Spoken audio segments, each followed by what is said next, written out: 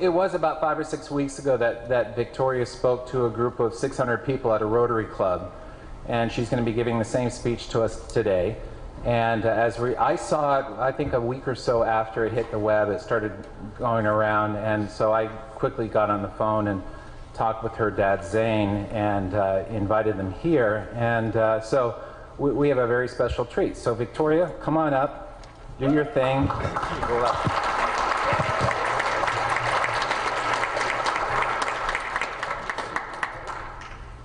Have you ever wondered why Canada is in debt? Have you ever wondered why the government forces Canadians to pay so many taxes? Have you ever wondered why the bankers from the largest private banks are becoming wealthier and the rest of us are not? Have you ever wondered why the gross national debt is over $800 billion? Or why we are spending $160 million a day on the interest of the national debt?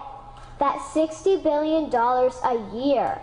Have you ever wondered who receives the $60 billion? What I have discovered is the banks and the government have colluded to financially enslave the people of Canada. I will share with you 3 important points of reference which will hopefully spark enough interest and concern for you to continue the research on your own and to engage your government to stop this criminal act against the people of Canada. First, we will briefly examine the Bank of Canada. Second, we will see how our banking system works today. And lastly, I will offer a viable solution that we can petition our government to implement. A very little known figure in Canadian history is J.L. McGeer. He was a lawyer, member of Parliament, and Mayor of Vancouver. His contribution to Canada is probably the greatest in our history. He championed the creation of the National Bank of Canada, whose sole purpose is to create and manage Canada's money. It was formed on July 3, 1934, and owned by all Canadians. Until the 1970s, because of the Bank of Canada, Canada's national debt was held at a constant, manageable level, until the government decided to implement what we now have as our modern-day banking system that is robbing the Canadian people. So how are they robbing us? Allow me to explain how our private banks and government work today. First, the Canadian government borrows money from the private banks. They then lend the debt-based money to Canada with compounded interest. The government then continues to increase taxation of Canadians year after year in order to pay back the interest on the exponentially growing national debt.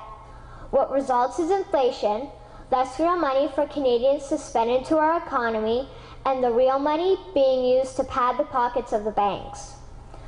Also, the government gave the banks the ability to loan out money that doesn't exist in the form of loans. When a bank gives you a mortgage, which literally means a death pledge, or a loan, they don't actually give you money.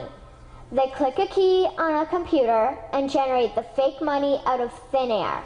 They don't actually have it in their bank vaults.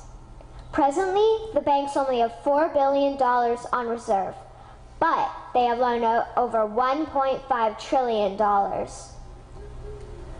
To quote Graham Towers, each and every time a bank makes a loan, a new bank credit is created. New deposits, brand new money.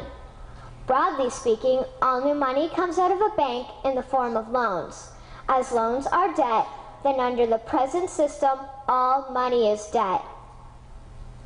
What I find interesting is even Jesus, in Matthew 21, drove out the money changers in the temple because they were manipulating the currency to steal money from the people.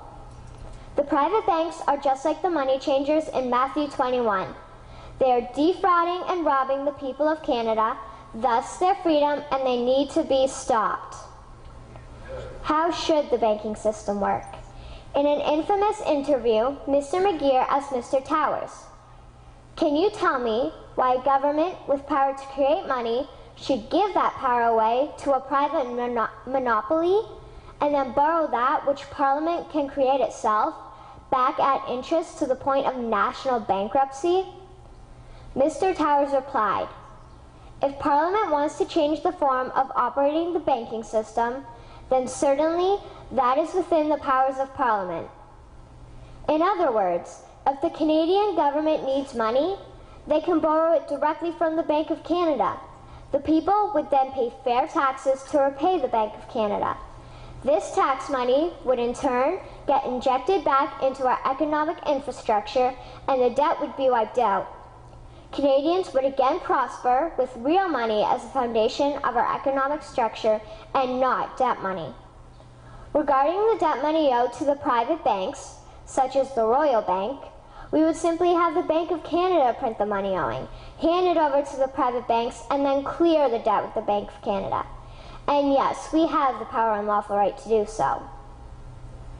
In conclusion, it has become painfully obvious, even for me, a 12-year-old Canadian, that we are being defrauded and robbed by the banking system and a complicit government.